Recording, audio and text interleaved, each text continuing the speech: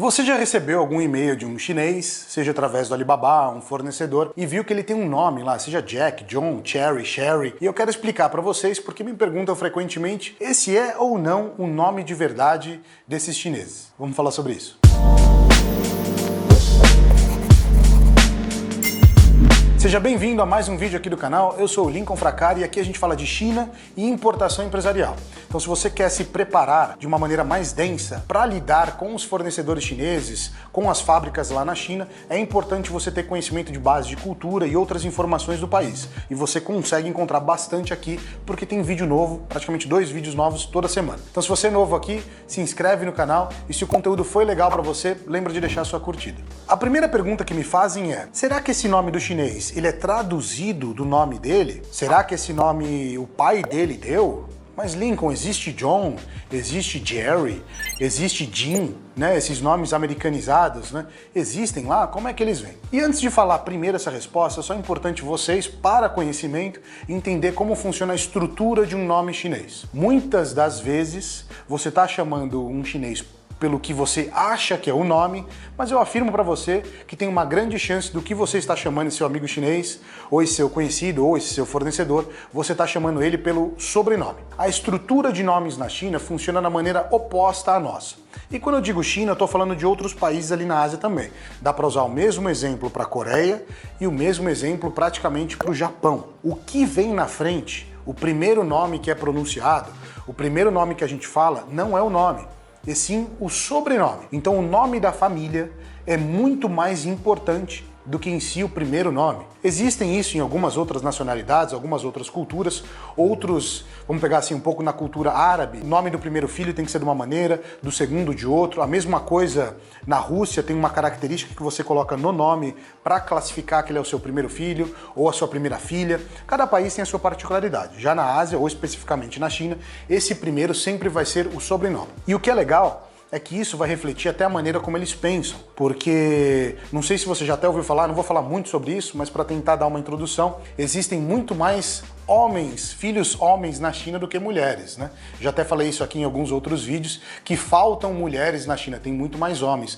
porque é uma preferência até da família, né, ter mais homens, porque o homem perpetua a família.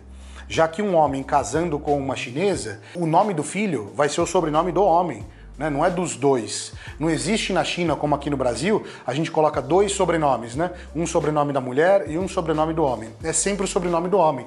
Pensando nisso, o nome e a família, né, do homem vai se perpetuar na história.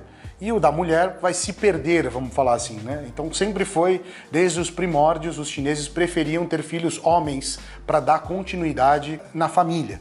Então, olha só, a família vem antes, né? Uns nomes bem comuns que vocês já devem ter visto é aquele W-A-N-G, Wang, né? Se você não conhece nenhum Wang, o Wang é o nome como se fosse Silva aqui no Brasil.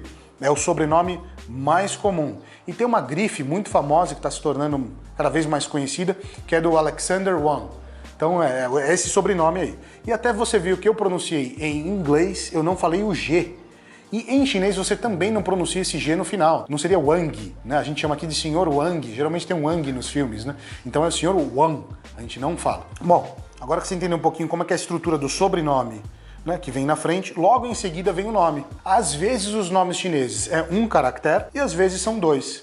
Então o mandarim é uma língua silábica, né? Então a gente está falando do primeiro nome, Wang, e depois mais 2 outros caracteres ou um que significa o nome. Esses nomes não tem nada a ver com o inglês ou com essa palavra. Então, quando você vê os nomes que eles se identificam, você vai ver que lá eles colocam Jason Wang, né, no Alibaba ou em outro. Então, esse primeiro nome Jason, quem deu para eles, existem algumas possibilidades, mas não tem nenhum lugar, não é um nome de registro, não é um nome traduzido.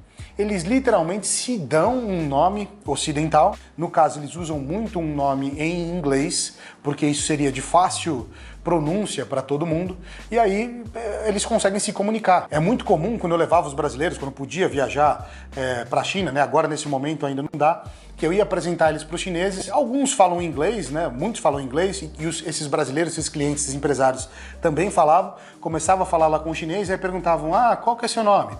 Aí ele falava, é Jason. Mas Jason é seu nome de verdade? Aí ele falava assim, não, não é, mas qual que é o seu nome de verdade? Aí ele falaria, por exemplo, Wang Xiaoping. Aí o brasileiro ficava assim assustado, porque primeiro era difícil até de pronunciar, difícil de repetir. Aí ele falava, ok, eu prefiro Jason. Então, ou Jack Chan, por exemplo, eles acabam escolhendo o Jack para pronunciar. É mais fácil para nós brasileiros. Então, quando você conhecer um chinês, você já sabe de onde veio a origem dele. Pode ser tanto uma escolha que ele fez, pode ser o professor de inglês que deu para ele, né, o kit dos nomes mais comuns, assim, são os que eles mais escolhem na escola, e em alguns casos dá para traduzir o nome. Por exemplo, tem algumas chinesas que se o nome em inglês delas é Jade, né, Jade, porque um dos nomes em chinês dela seria Jade. Então eles acabam traduzindo. Só que tem alguns que ficam meio engraçados. Ou eles pegam alguns filmes que eles gostam muito e eles acabam dizendo o nome deles com o sobrenome, fica engraçado. Exemplo, tinha na empresa no escritório da China, tinha o Peter Pan.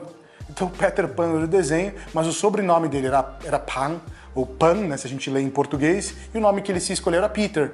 Então ele era o Peter Pan, o mesmo do filme. Já teve Jack Chan, teve gente que queria dar um nome diferente para eles se chamavam de Han Solo, que é o nome de um personagem do Star Wars.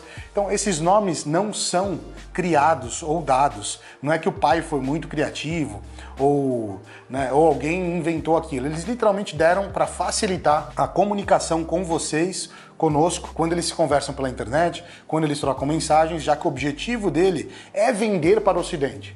O objetivo dele não é, falar o nome em chinês e forçar a cultura goela abaixo. Então, se você está fazendo negócios com a China, fazendo negócio com esses chineses, você pode, de curiosidade, perguntar o nome dele, mas saiba que talvez vai ser difícil até de você conseguir repetir, ou você lembrar o nome dele, ou você vai ter que ficar pedindo para ele repetir algumas vezes, tentar falar. Você não vai conseguir pronunciar corretamente, mas pode ser um caminho para você acabar se aproximando dele, tentando fazer com que ele fique mais seu amigo, mais próximo nesse seu relacionamento com esse novo fabricante, com esse potencial parceiro comercial. Agora, eu espero que você saiba a diferença, não tire mais sarro caso o nome dele foi engraçado. Quem já pegou aqui ou falou algum nome engraçado, conheceu algum chinês de nome engraçado, faz um favor, deixa aqui um comentário contando a história desse nome engraçado em inglês que você conheceu do chinês, achou peculiar, escreve aqui pra gente conversar nos comentários. Mas é isso, pessoal, espero que vocês tenham gostado do conteúdo de hoje e até o próximo vídeo.